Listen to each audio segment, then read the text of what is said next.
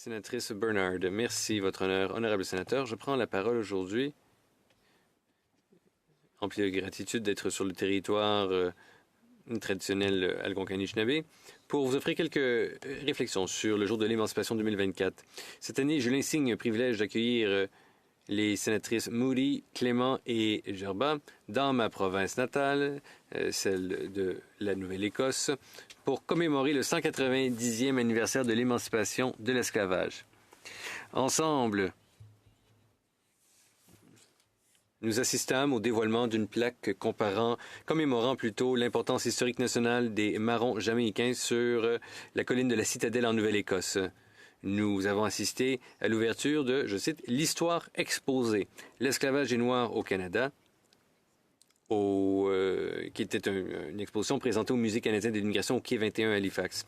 Et nous avons discuté et dialogué avec des membres de la communauté lors de notre table ronde sur l'importance du jour de l'émancipation.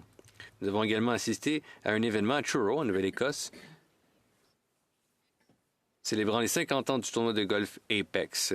Nous avons entendu un discours extraordinaire livré par le seul et unique Lawrence Hill.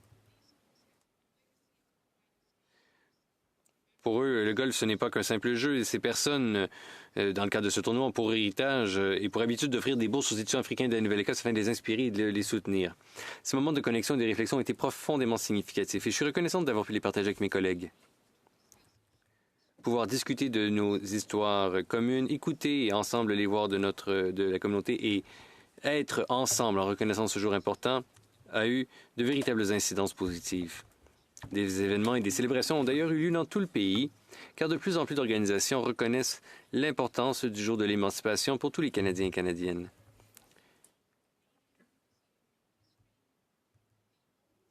Que ce fut au Musée canadien de l'histoire, au 162e Festival de l'émancipation d'Owen Sound, que ce soit à Upper Canada Village, que ce soit dans la ville de Guysborough, que ce soit par l'organisation United for Literacy, le Dartmouth Heritage Museum, ou que ce soit le ministère des Anciens combattants. Des personnes de tous âges, de tous horizons, se sont réunies.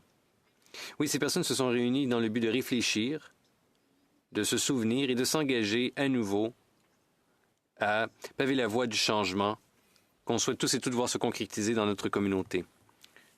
Depuis la reconnaissance nationale du jour de l'émancipation en 2021, nous avons vu de plus en plus d'événements se tenir à travers le Canada.